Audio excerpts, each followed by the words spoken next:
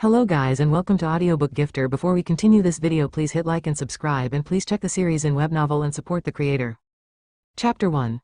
Golden Light. And crossing over in a small rented urban room, the only light came from the street lamp at the corner of the building across the alley, shining through the clothes that were rarely washed for days and through the window. On the wooden desk that also served as a dining table, Nolan Walker was staring intently at the game screen running on his laptop. Due to the overly dark environment, blurred images were also projected onto his face, showing the Gotcha banner interface in Tighnari's banner. The lights weren't turned off to save electricity or anything. Ever since Tighnari's banner came out, Nolan Walker had been using his previously saved Primogems to wish, but unexpectedly kept getting the wrong 5-star each time. This was yet another soft pity where he didn't get the current rate-up character.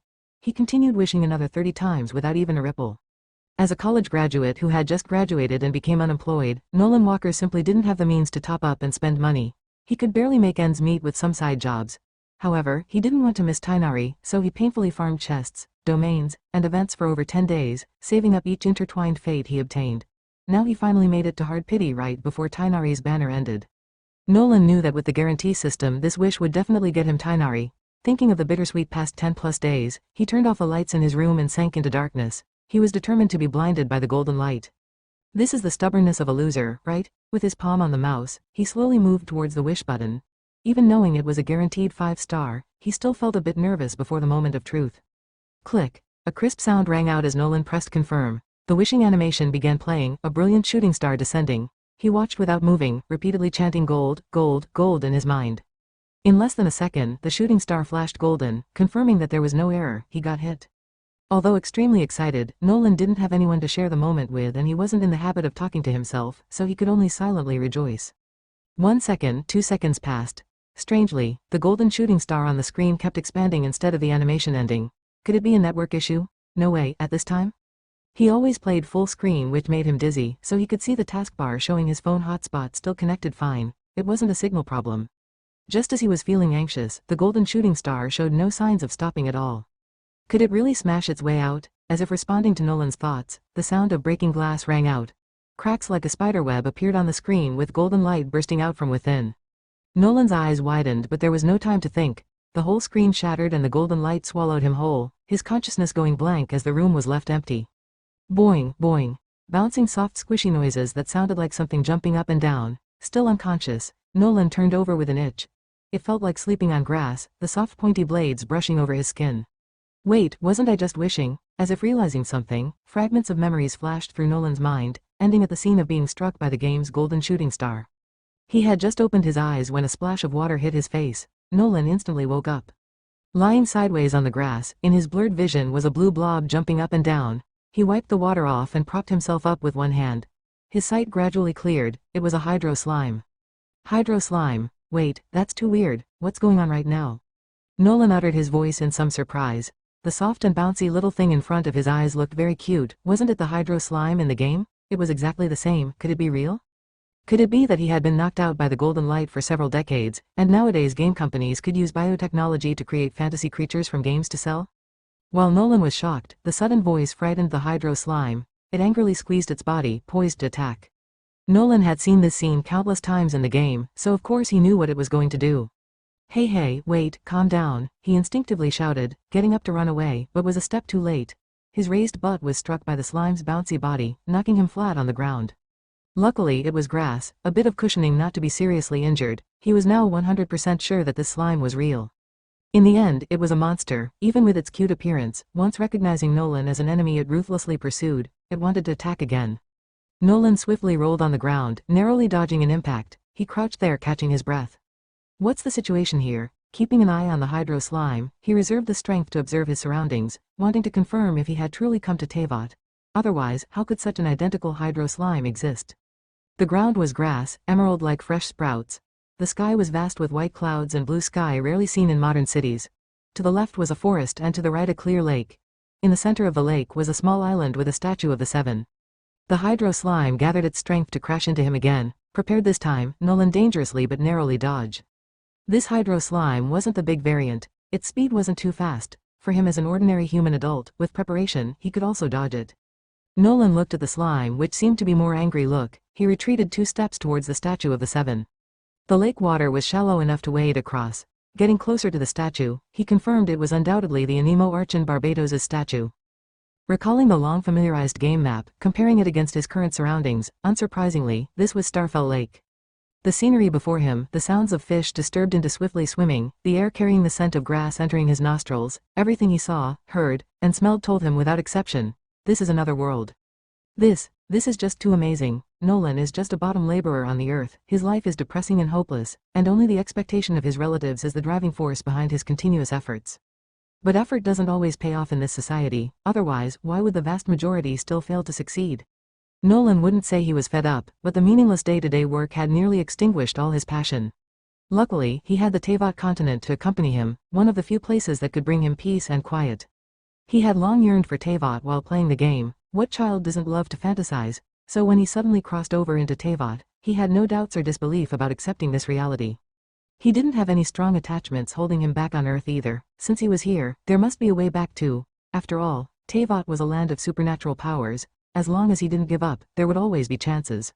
And since both Lumine and Ether were from worlds outside Teyvat and had some special abilities, it was normal for him to have something special too, like being able to control elemental powers by touching the statues of the Seven, right? Filled with anticipation, Nolan placed his palm on the statue of the Seven before him depicting Barbados. A cool breeze blew by, but there was no reaction. His eyes widened in surprise. No. That's not right. Where was the promised elemental power conversion for otherworld travelers?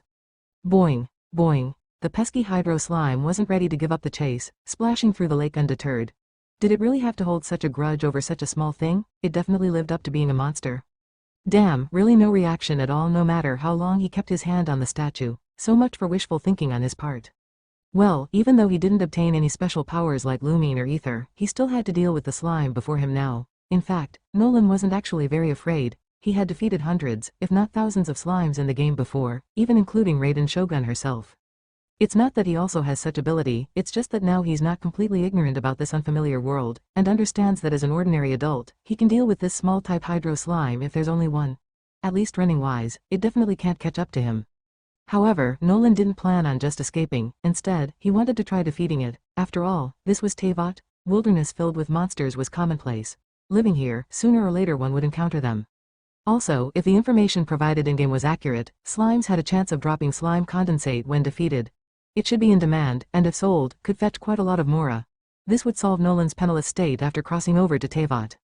Otherwise, forget finding a way back, even just surviving would be troublesome. During Nolan's brief contemplation, the hydro slime used its bouncy body to hop closer and closer.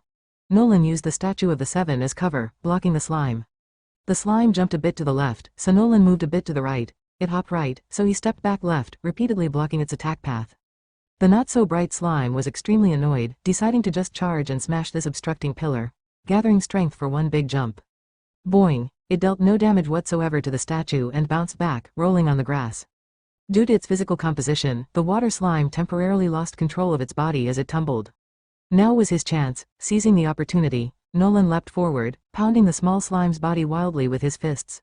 Punching the jelly-like slime felt soft and springy. It wouldn't hurt his hands.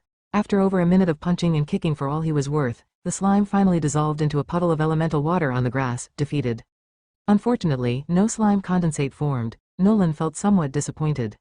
Just then, an emotionless voice sounded in his mind. Defeated a powerful enemy, obtained 32 adventure experience.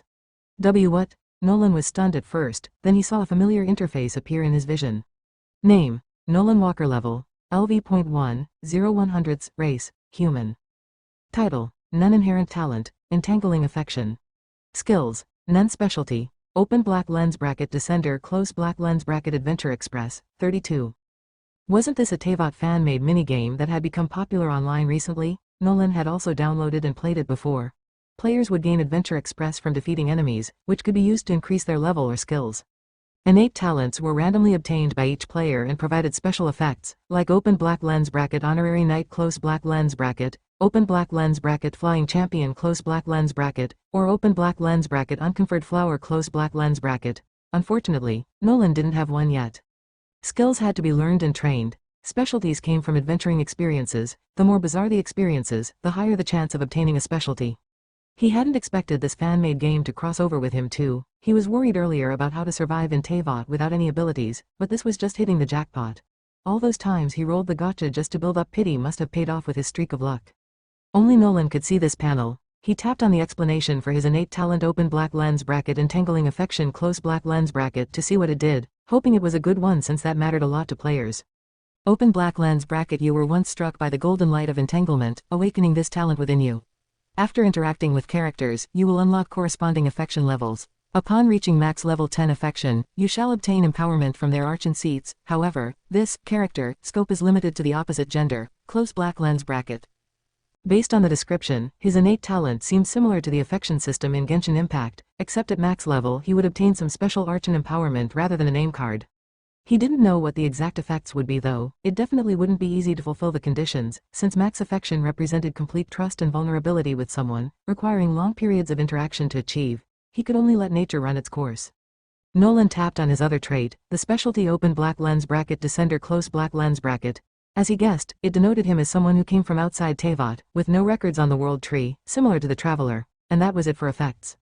The current 32 Express was from defeating the Hydro Slime earlier. It wasn't enough to increase from LV.1 to LV.2 at 100 Express, he could only put it aside for now. In any case, he was no longer empty-handed in Teyvat. The days ahead were worth looking forward to. Phew, seeing the fan-made character panel that crossed over with him helped Nolan relax his emotions quite a bit. Next, he just had to find ways to gain Adventure Express, increase his level, and steady his footing in Teyvat, to witness this splendid, fantastical world. And so, Nolan Walker turned his gaze towards the fish swimming in Starfell Lake. If he remembered right, defeating them would also provide Adventure Express according to the character panel. End of chapter. To be continued.